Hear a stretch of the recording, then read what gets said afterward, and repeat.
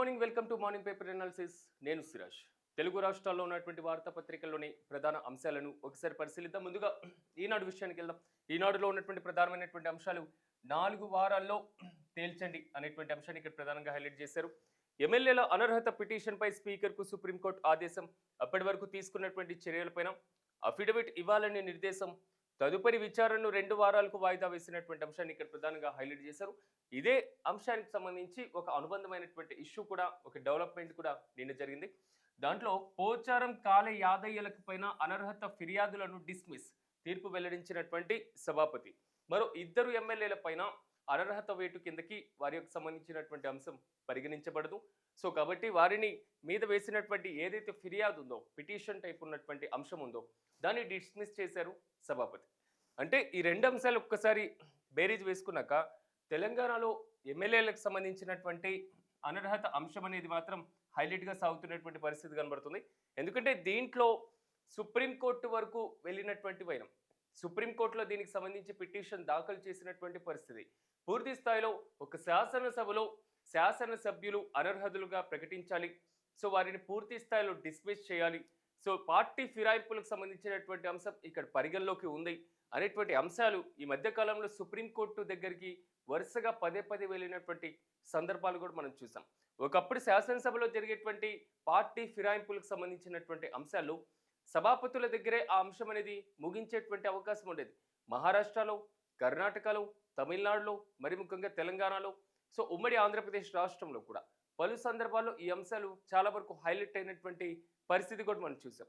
ఈ నేపథ్యంలో ఎమ్మెల్యేలకు సంబంధించినటువంటి అంశాన్ని హైలైట్ చేస్తూ సో వీరి మీద త్వరగా నిర్ణయం తీసుకోవాలి అనేది మాత్రం బీఆర్ఎస్ బలంగా ఆరోపణ చేసినటువంటి అంశం. దాదాపు 11 మంది ఎమ్మెల్యేలు 2023 ఎన్నికల తర్వాత సో ప్రతిపక్ష బీఆర్ఎస్ పార్టీ నుంచి అధికార కాంగ్రెస్ పార్టీలోకి వెళ్ళడం జరిగింది. ఇది బీఆర్ఎస్ పార్టీ బలమైనటువంటి వాదన. సో ముఖ్యమంత్రిని కలిశారు. ముఖ్యమంత్రికి సంబంధించినటువంటి ప్రధానమైనటువంటి అంశాలను, మరి ముఖ్యంగా అభివృద్ధి అంశాలను, 10 మంది ఎమ్మెల్యేలు అభివృద్ధి అంశాలకు సంబంధించినటువంటి అంశాలు కూడా హైలైట్ చేశారు అనేటువంటి ఇష్యూని ఇక్కడ ప్రధానంగా పరిగణలోకి తీసుకుంటే, ముఖ్యమంత్రిని కలిసినటువంటి ఎమ్మెల్యేలు చెప్పినటువంటి మాట, మేము కేవలం జాతీయ జెండాని మాత్రమే కప్పుకున్నాం, కాంగ్రెస్ పార్టీ జెండాను ఎక్కడ కప్పుకోలేదు. నియోజకవర్గ అభివృద్ధి కోసం మాత్రమే ముఖ్యమంత్రిని కలిసాం తప్ప ఒక సాధారణంగా మా నియోజకవర్గంలో ఉన్నటువంటి పనుల కోసం మాత్రమే, నిధుల కోసం మాత్రమే ముఖ్యమంత్రిని కలిసాం అనేటువంటి అభిప్రాయాలు మాత్రం వెలిబుచ్చారు. అంటే ఒకసారి నోటీసులు ఇచ్చిన తర్వాత రాష్ట్రంలో ఉప ఎన్నికలు రాబోతున్నాయి, వీరి మీద అనర్హత వేటు పడబోతుంది. బీఆర్ఎస్ పార్టీ ఇచ్చినటువంటి ఏదైతే ఫిర్యాదు ఉందో దాంట్లో నిజమైనటువంటి ఆధారాలు ఉన్నాయి. సో పార్టీ ఫిరాయింపు చట్టం కింద వీరి మీద అనర్హత వేటు పడుతుంది అనేటువంటి బలమైనటువంటి వాదనలు, ఊహాగానాలు వచ్చినటువంటి నేపథ్యంలో ఆల్మోస్ట్ ఎమ్మెల్యేలు అందరూ కూడా సో దీనికి సంబంధించి కొంతవరకు మేము కేవలం ఇంకా బీఆర్ఎస్ పార్టీలోనే ఉన్నాం అనేటువంటి అంశం ప్రధానంగా చెప్పారు. కానీ 2 ఎమ్మెల్యేలు, కడియం శ్రీహరి అండ్ దానం నాగేందర్, వీరిద్దరికి సంబంధించినటువంటి అంశంలో మాత్రం చాలా వరకు వీరు కాంగ్రెస్ పార్టీ నుంచి పోటీ చేయడం, ప్రచారం చేయడం, ఇలాంటి కార్యకలాపాల్లో పార్టిసిపేట్ చేశారు. కాబట్టి వీరి మీద పార్టీ ఫిరాయింపు చట్టం కింద అనర్హత వేటు పడేటువంటి అవకాశాలు చాలా స్పష్టంగా కనబడుతున్నాయి. సో ఈ 2 నియోజకవర్గాల్లో ఉప ఎన్నికలు రాబోతున్నాయి అనేటువంటి వాదన బలంగా వినబడింది. సో వారు కూడా ఉప ఎన్నికలకు మేము సిద్ధం. దానం నాగేందర్ మాజీ మంత్రి, సో ఆయన ప్రెజెంట్ సిట్టింగ్ ఎమ్మెల్యేగా ఉన్నారు. నేను జూబ్లీ హిల్స్ ఉప ఎన్నికల్లో పోటీ చేస్తానని ఆయన స్టేట్మెంట్ ఇచ్చారు. నేను ఖైరతాబాద్ నియోజకవర్గానికి పూర్తి స్థాయిలో రాజీనామా చేస్తాను, ముఖ్యమంత్రి ఆదేశిస్తే మళ్ళీ నేను పోటీ చేస్తాను, మళ్ళీ కాంగ్రెస్ పార్టీ వైపు ప్రజలు పట్టం కట్టడానికి సిద్ధంగా ఉన్నారు అని పదే ఆరోపణలు చేయడం. ఇక కాంగ్రెస్ పార్టీ పెద్దల్ని, మరి ముఖ్యంగా కేంద్రంలో ఉన్నటువంటి ఢిల్లీ పెద్దల్ని, పార్టీ అధిష్టానాన్ని కలవడం. సో ఇలాంటి పరంపర, ఇలాంటి కార్యక్రమాలు ఆయన జోరందుకుంటూ ఆల్మోస్ట్ ఇక కాంగ్రెస్ పార్టీలో శాసనసభలో కొనసాగుతున్నట్లుగానే ఆయన యొక్క తీరు కనబడుతుంది. సో 8 మంది ఎమ్మెల్యేలకు సంబంధించి మాత్రం గతంలో 4కి సంబంధించి డిస్మిస్ చేయడం, ఇప్పుడు 2కి సంబంధించినటువంటి డిస్మిస్ చేయడం, అంటే మొత్తం వ్యవహారం చూసుకున్న తర్వాత స్పీకర్ వీరి మీద న్యాయస్థానం ఇచ్చినటువంటి ముందు ఇచ్చినటువంటి 3 నెలల సమయం, ఈ 3 నెలల సమయంలో మాత్రం దీన్ని పూర్తిగా ఫినిష్ చేయలేకపోయారు. అంటే ఇచ్చినటువంటి ఏదైతే ఎమ్మెల్యేల మీద బీఆర్ఎస్ పార్టీ ఇచ్చినటువంటి పార్టీ ఫిరాయింపుల చట్టం కింద ఉన్నటువంటి పిటిషన్ ఉందో దాన్ని సభాపతి పూర్తి స్థాయిలో సుప్రీంకోర్టు గైడ్లైన్స్ ప్రకారం 3 నెలల్లో కంప్లీట్ చేయలేకపోయారు. సో దీని మీద కోర్టు ధిక్కరణగా మేము పరిగణించాల్సి వస్తుంది అనేటువంటి వ్యాఖ్య కూడా సుప్రీంకోర్టు నోట రావడం జరిగింది. అంటే తదుపరి విచారణ 2 వారాలకి వాయిదా వేసినప్పటికీ కేవలం 4 వారాల్లో ఈ మొత్తం ఇష్యూని మీరు తేల్చేసేయండి. ఎందుకు కాలయాపనం జరుగుతుంది అనేటువంటి అంశాల్ని న్యాయస్థాన పరిశీలనకు వెళ్ళడం జరిగింది. కానీ ఇక్కడ కనబడుతున్నటువంటి మరో అంశం, పార్టీ ఫిరాయింపు చట్టం అంటే ఏంటి? అసలు ఈ చట్టం ఏం చెప్తుంది? ఎమ్మెల్యేల ఎన్నికకు సంబంధించి ఈ చట్టంలో ఉన్నటువంటి ప్రధానమైనటువంటి అంశాలేంటి? సో సభాపతులు సకాలంలో నిర్ణయం తీసుకోకపోతే జరిగేటువంటి ప్రయోజనాలేంటి, నష్టాలేంటి అనేటువంటి అంశాలు ఒక్కసారి మనం పరిశీలించినప్పుడు రాజ్యాంగంలోని ఆల్మోస్ట్ 10వ షెడ్యూల్లో రాజ్యాంగంలో ఉన్నటువంటి 10వ షెడ్యూల్లో పార్టీ ఫిరాయింపు చట్టం అనేది చాలా స్పష్టంగా పెట్టడం జరిగింది. సో పార్టీ ఫిరాయించేటువంటి ఎమ్మెల్యేల పైన అనర్హత వేటు పడుతుంది కొన్ని సందర్భాల్లో. ఎలాంటి సందర్భాలు అనేటువంటి అంశాలు ఒక్కసారి మనం పరిశీలిస్తే, ఒక పార్టీ నుంచి గెలిచినటువంటి ఎమ్మెల్యే, శాసనసభ్యుడు లేదా లోక్సభ సభ్యుడు సో మరో పార్టీలో జాయిన్ అవ్వడం. 2, ఒక పార్టీ ఇచ్చినటువంటి ఏదైతే విప్ ఉంటుందో సో ఆ విప్పుకు సంబంధించినటువంటి అంశం ప్రకారం సో సభకు గైర్హాజరవ్వడం, సో పార్టీ ఇచ్చినటువంటి విప్పు ప్రకారం అనుకూలంగా ఓటు వేయకపోవడం లేదా వ్యతిరేకంగా ఓటు వేయడం, అసలు ఓటు వేయకుండా తటస్థంగా ఉండడం, సభకు హాజరు కాకపోవడం, గైర్హాజరవ్వడం, ఇలాంటి అంశాలన్నీ కూడా. మూడోది ఒక పార్టీ యొక్క వ్యతిరేక కార్యక్రమాల్లో పార్టిసిపేట్ చేసినప్పుడు అనేటువంటి అంశాలు ఇక్కడ. అంటే ఒక రకంగా చెప్పుకోవాలంటే స్వతంత్ర అభ్యర్థులుగా గెలిచినటువంటి వారికి కొంతవరకు చట్టంలో వేరే విధంగా రూల్ కూడా ఉంది. అంటే ఇలాంటి అంశాలు బేరీజ్ వేసుకున్న తర్వాత ఎమ్మెల్యేలు ఎన్నికైనటువంటి పార్టీలో ఉండకుండా వేరే పార్టీలోకి మారిపోయేటువంటి సంస్కృతి మన భారత ప్రజాస్వామ్యంలో కలవడం మాత్రం కొంతవరకు విచారకరం. అంటే ఒక అభ్యర్థిని చూసి పార్టీ పరంగా ఓటు వేసేటువంటి అంశాలు కూడా ఈరోజు తీవ్రంగా ప్రభావితం చేస్తున్నాయి ప్రజల్లో. అలాంటి సమయంలో పార్టీ నుంచి వేరే పార్టీకి వెళ్తే సో ఆ మాతృ పార్టీకి ద్రోహం చేసినట్ట కాదా అనేటువంటి ఇష్యూస్ కన్నా ప్రజలు ఏదైతే ఉద్దేశంతో ఓటు వేశారో ఆ ఓటుకు వాల్యూ లేకుండా పోతుంది కదా అనేటువంటి నానుడి కూడా బలంగా వినపడుతుంది. సో ఇలాంటి సమయంలో ఇప్పుడు బీఆర్ఎస్ పార్టీలోనే అది జరిగిందా అంటే, గతంలో బీఆర్ఎస్ పార్టీ నుంచి సో తెలుగుదేశం పార్టీ నుంచి బీఆర్ఎస్ పార్టీలో చేరిన వారు ఉన్నారు. సో పూర్తి స్థాయిలో బీజేపీ పార్టీలో చేరిన వారు ఉన్నారు. బీజేపీలో అయితే రాజ్యసభలో విలీనాలు జరిగినటువంటి సిచ్యువేషన్ కనబడింది. సో ఈ చట్టం యొక్క మరొక అంశం ఏంటంటే, సో మొత్తం ఉన్నటువంటి ఎమ్మెల్యేలలో 2/3 వంతు ఎమ్మెల్యేలు, అంటే ఉన్నటువంటి మొత్తం ఎమ్మెల్యేలలో 15 మంది ఎమ్మెల్యేలు ఉంటే వాటిలో కనీసం 10 మంది ఎమ్మెల్యేలు పూర్తి స్థాయిలో ఒక పార్టీ నుంచి మరో పార్టీలో చేరితే శాసనసభలో ఆ పార్టీ పూర్తిగా విలీనం అయింది అని స్పీకర్ పరిగణించేటువంటి అవకాశాలు ఉన్నాయి. గతంలో శాసనసభలో జరిగినటువంటి సేమ్ ఇష్యూ జరిగింది. తెలుగుదేశం పార్టీకి సంబంధించినటువంటి దాంట్లో కూడా ఇలాగే కీలకంగా మారింది. అట్ ద సేమ్ టైం రాజ్యసభలో తెలుగుదేశం పార్టీకి సంబంధించినటువంటి ఇష్యూ చూసాం. ఇలాంటి కీలకమైనటువంటి అంశాలు ఇలాంటివి ఉన్నటువంటి సిచ్యువేషన్లో సో ఈ నిర్ణయం త్వరితగతిన తీసుకోకపోతే చట్ట ప్రకారం న్యాయస్థానాల వైపు వెళ్ళినటువంటి సిచ్యువేషన్ కనబడింది. ఈ చట్టంలో ఇంత క్లియర్ కట్గా ఉన్నప్పుడు స్పీకర్కి నోటీసులు ఇచ్చినప్పుడు స్పీకర్ వారిని పిలిచి విచారణ చేసేటువంటి అవకాశాలు ఉంటాయి. సాధారణంగా స్పీకర్ వారిని పిలిచి విచారణ చేసినప్పుడు ప్రతిపక్ష పార్టీ ఇచ్చినటువంటి ఏదైతే ప్రధానంగా ఫిర్యాదులో ఉన్నటువంటి అంశాలు ఉన్నాయో, మీరు ముఖ్యమంత్రిని కలిశారు, కాంగ్రెస్ పార్టీకి సంబంధించినటువంటి కడువాను కప్పుకున్నారు, లేకపోతే పూర్తి స్థాయిలో మీరు నియోజకవర్గ అభివృద్ధి కోసం కలిశారా అని వివరణ ముందు ఎమ్మెల్యేల దగ్గర తీసుకోవాల్సినటువంటి అవసరం ఉంటుంది. అట్ ద సేమ్ టైం ఫిర్యాదు ఇచ్చినటువంటి పార్టీ తరపున లాయర్లు, సో ఆ ఎమ్మెల్యేలకు సంబంధించినటువంటి తరపున లాయర్లు, సో వీరిరువురు కూడా స్పీకర్ ముందు వాదనలు వినిపించాల్సి ఉంటుంది. సో ఎక్కడ బలమైనటువంటి వాదనలు, ఎక్కడ బలమైనటువంటి ఆధారాలు ఉంటాయో ఆ ఆధారాలను బేస్ చేసుకొని స్పీకర్ నిర్ణయం తీసుకుంటూ ఉంటారు.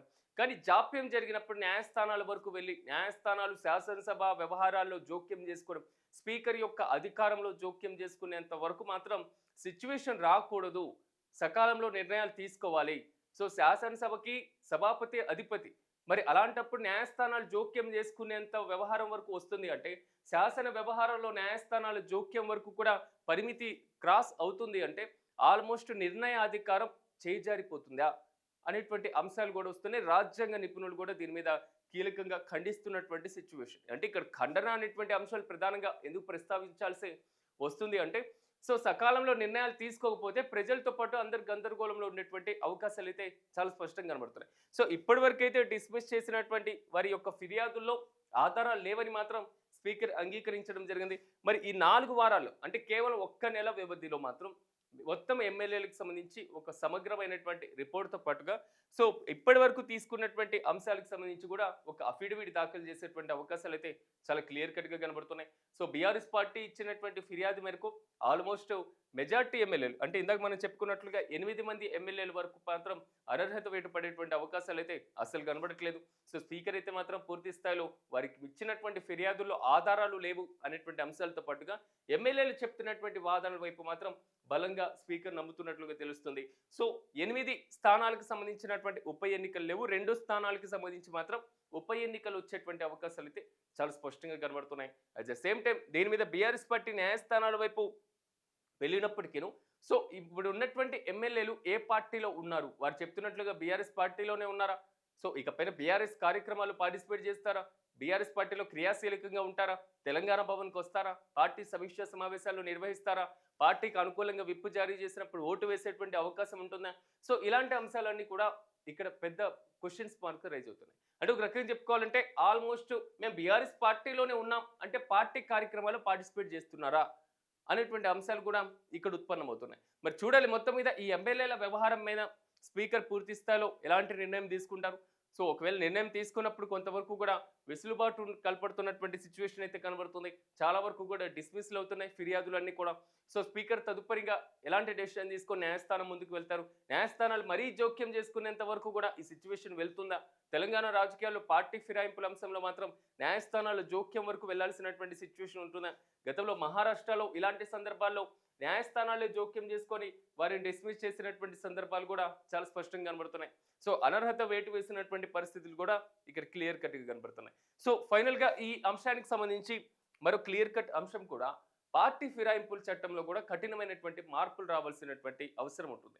రాజ్యాంగం ఎంత గొప్పదైనా సో చట్టాలు ఎంత గొప్పదైనా ఆ చట్టాల్లో ఉన్నటువంటి చిన్న చిన్న లొసుగులే మాత్రం వారి పాలిట ఒక వరాల్లాగా మారుతున్నటువంటి పరిస్థితి కనబడుతున్నాయి.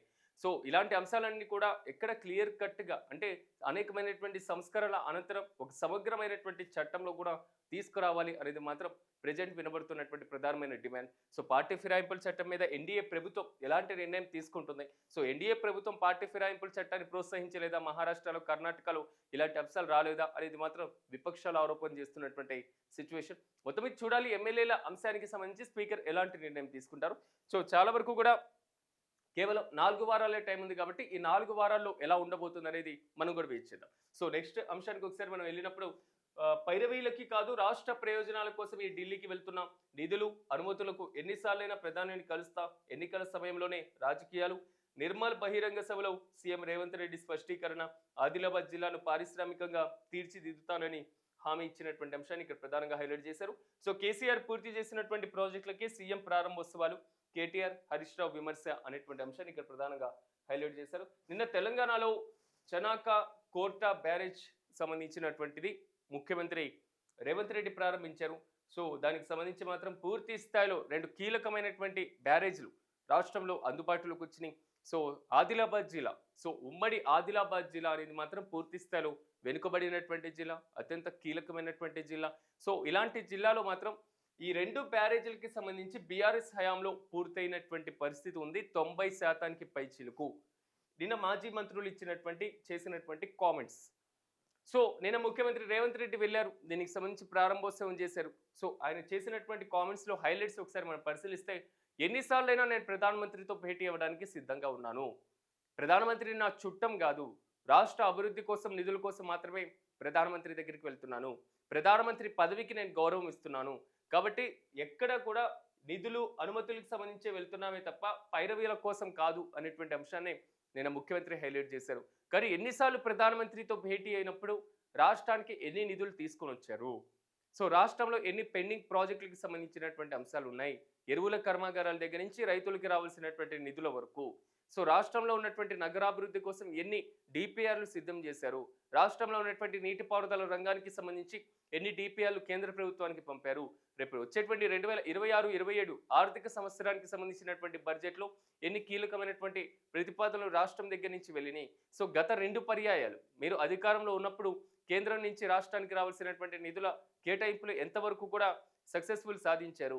2024 లోక్సభ ఎన్నికల తర్వాత సో కేవలం 8 స్థానాలు బీజేపీకి, అదేవిధంగా కాంగ్రెస్ పార్టీకి ఉన్నటువంటి నేపథ్యంలో సో ఈ ఉన్నటువంటి ఎంపీలు పార్లమెంట్లో ఎంతవరకు గలం విప్పినటువంటి పరిస్థితి కనబడింది. సో ఇలాంటి అంశాలన్నీ కూడా బీఆర్ఎస్ పార్టీ నుంచి వస్తున్నటువంటి పరిస్థితి.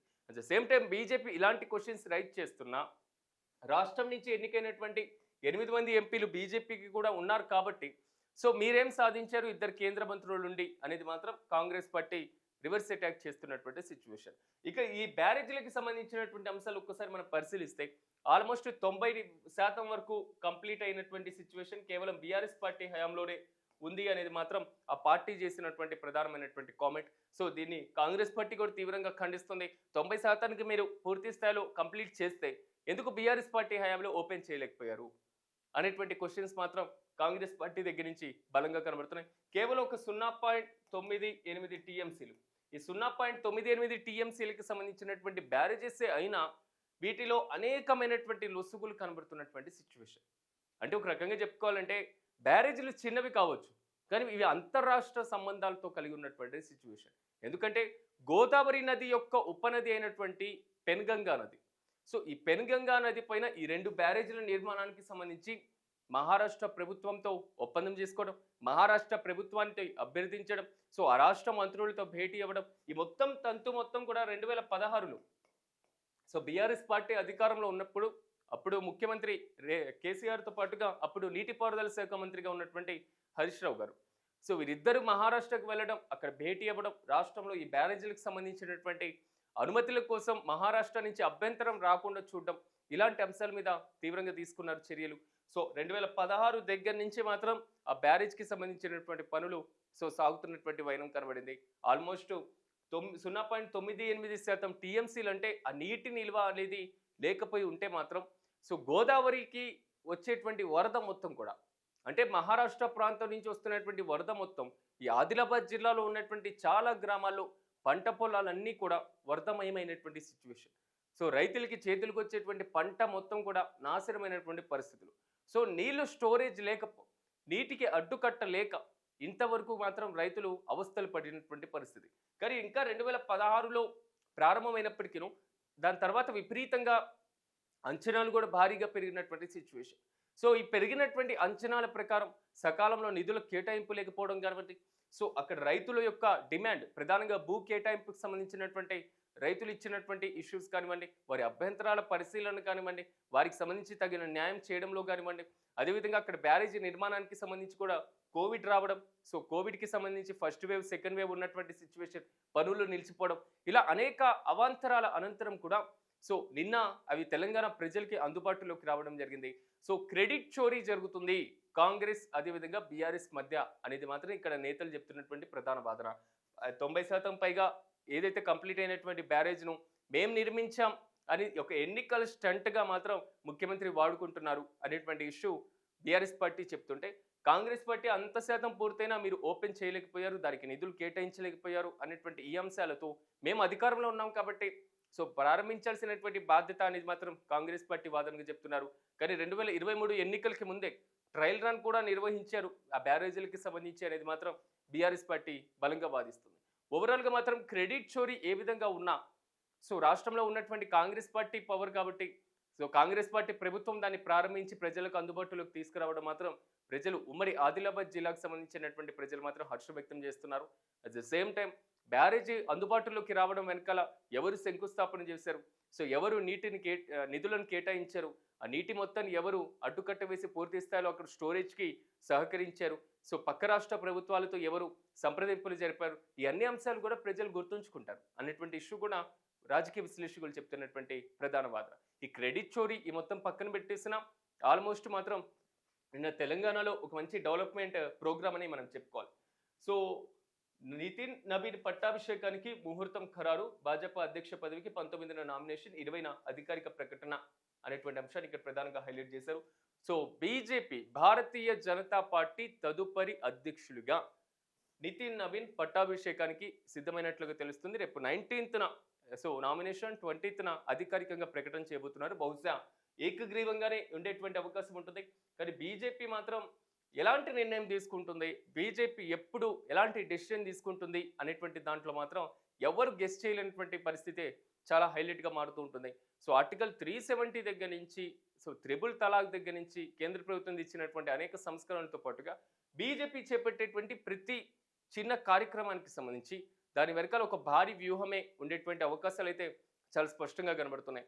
సో ఇప్పుడే ఉన్నటువంటి బీజేపీలో అత్యంత సీనియర్ నేతలైనటువంటి హోంశాఖ మంత్రి అమిత్ షా కానివ్వండి, రక్షణ శాఖ మంత్రి రాజ్నాథ్ సింగ్ కానివ్వండి, ఇలాంటి అగ్రనేతలందరినీ కూడా పక్కన పెట్టేసి, సో నితిన్ గడ్కరీ కానివ్వండి, ఇలాంటి వారందరినీ కూడా అంటే కొంతవరకు సైడ్ చేసేసి బీహార్లో ఉన్నటువంటి ఒక రాష్ట్ర మంత్రిని తీసుకొని వచ్చి, సో బీజేపీ జాతీయ అధ్యక్ష పగ్గాలు చేపట్టుకునేలాగా సో అంత పవర్, అంత ఫ్రీడమ్ ఇస్తున్నారు అంటే, సో ఫ్యూచర్లో మాత్రం ఉత్తర భారతదేశంలో బీజేపీ హవా ఇదే పరంపర కొనసాగించాలి అనేటువంటి అవకాశంతో పాటుగా అక్కడ ఉన్నటువంటి ఎన్డీఏ సర్కార్ మాత్రం పూర్తి స్థాయిలో బలంగా ఉన్నటువంటి పరిస్థితి కనబడుతుంది. నితీష్ కుమార్ ముఖ్యమంత్రిగా ఉన్నటువంటి సిచ్యువేషన్. ఇలాంటి సందర్భంలో సో నితిన్ నవీన్ ఎలా పనిచేయబోతున్నారు అనేటువంటి అంశం మాత్రం ఇక్కడ హైలైట్ కాబోతుంది. చూడాలి, క్రమంగా బీజేపీ అధ్యక్ష పగ్గాలు చేపట్టి నాటికి అంటే ఇంకా 2-3 రోజుల్లో మాత్రం నితిన్ నవీన్ గురించి సంబంధించినటువంటి అంశాలు ప్రధానంగా హైలైట్ అవుతాయి. సో వచ్చేటువంటి ఎన్నికలు నితిన్ నవీన్కి ఒక పెద్ద సవాల్గా మారబోతున్నాయి. ఎందుకంటే ఆల్రెడీ ఉన్నటువంటి ఎన్నికల్లో ఆయన యొక్క కొంతవరకు పరంపర కొనసాగినప్పటికీ, సో ఉత్తరప్రదేశ్ ఎన్నికల్లో కూడా తీవ్రమైనటువంటి ప్రభావం చూపినప్పటికీ, తమిళనాడు ఎన్నికలతో పాటుగా మహారాష్ట్ర ఎన్నికలు, సో కేరళ ఎన్నికలు, సో ఈశాన్యంలో ఉన్నటువంటి 2 రాష్ట్రాల ఎన్నికలు, ఆల్మోస్ట్ 5 రాష్ట్రాల ఎన్నికలు రాబోతున్నాయి. ఒకవేళ జరిగితే జమిలీ ఎన్నికలు. సో ఉన్నా లేకపోయినా అలాంటి అంశాలు కానివ్వండి, బీజేపీ ఆల్మోస్ట్ క్లియర్ కట్గా అంటే 3 సార్లు అధికారంలోకి రావడం జరిగింది. 3 సార్లు అధికారంలో వచ్చినటువంటి బీజేపీని 4సారి అధికారంలోకి తీసుకురావడం అంటే ప్రధానమంత్రిగా నరేంద్ర మోదీ 4సారి బీజేపీ అధికారంలోకి వస్తే ప్రధానమంత్రిగా బాధ్యతలు చేపడతారా లేదా అనేటువంటి ఇష్యూస్ని పక్కన పెట్టేస్తే ఆల్మోస్ట్ ఒక క్లియర్ కట్ ప్లాన్ అంటే ఒక నూతన నాయకత్వానికి బీజేపీ శ్రీకారం చుడుతుంది అనేది మాత్రం ఇక్కడ ప్రధానంగా హైలైట్ అవుతుంది. మరి చూడాలి నితిన్ నవీన్ ఎలాగ పనిచేసి తన యొక్క పనితీరును బీజేపీ పెద్దల్ని మెప్పిస్తారు, మరి ముఖ్యంగా ఆర్ఎస్ఎస్ యొక్క నమ్మకాన్ని ఎంతవరకు నిలబెడతారు. ఇక సైనిక చర్య లేనట్టే అనేటువంటి అంశాన్ని ఇక్కడ ప్రధానంగా హైలైట్ చేశారు. ఇరాన్ పైన ఇప్పట్లో దాడి చేయబోమని ట్రంప్ సంకేతాలు, నిరసనకారులకు మరణ శిక్షలపైన టెహ్రాన్ మెత్తబడమే కారణం, ఫలించిన ఇజ్రాయెల్ గల్ఫ్ దేశాల యొక్క ప్రయత్నాలు అనేటువంటి అంశాన్ని ఇక్కడ ప్రధానంగా హైలైట్ చేశారు. ఒక్క రోజులో వాయిస్ మొత్తం చేంజ్ అయింది. ఒక్క రోజులో పూర్తి స్థాయిలో స్టేట్మెంట్స్ మొత్తం కూడా రికార్డ్ అంటే పూర్తి స్థాయిలో హైలైట్ అయిపోయి ఎక్కడికక్కడ సైడ్ అయిపోయింది అనేటువంటి అంశం. ప్రపంచంలో మరో యుద్ధం రాబోతుందా, సో ఇరాన్ పైన సైనిక చర్యకి అమెరికా సిద్ధమవుతున్నటువంటి తరుణం కనబడింది. సో ఉద్రిక్త పరిస్థితులు కనబడినటువంటి పరిస్థితి. సో ఖమేనీ ఎక్కడ కనబడినా మేము వదలం అనేటువంటి ఇష్యూస్, రీసెంట్గా సాగుతున్నటువంటి పరిస్థితులు, వెనిజువెలా అధ్యక్షుడిని పూర్తి స్థాయిలో కిడ్నాప్ తరహాలు తీసుకెళ్లి బంధించడం, ఇలాంటి అంశాలు పరిశీలించిన తర్వాత అగ్రరాజ్యం యొక్క అమెరికా యొక్క ఆధిపత్యానికి అడ్డుకట్ట వేసేటువంటి పరిస్థితులు ఎవరి దగ్గర ఉన్నాయి అనేటువంటి క్వశ్చన్ మార్క్స్ బలంగా వినపడ్డాయి. ఇలాంటి సిచ్యువేషన్లో ఇరాన్ తదుపరి టార్గెట్ ట్రంప్కి అనేటువంటిది మాత్రం బలంగా వినబడింది.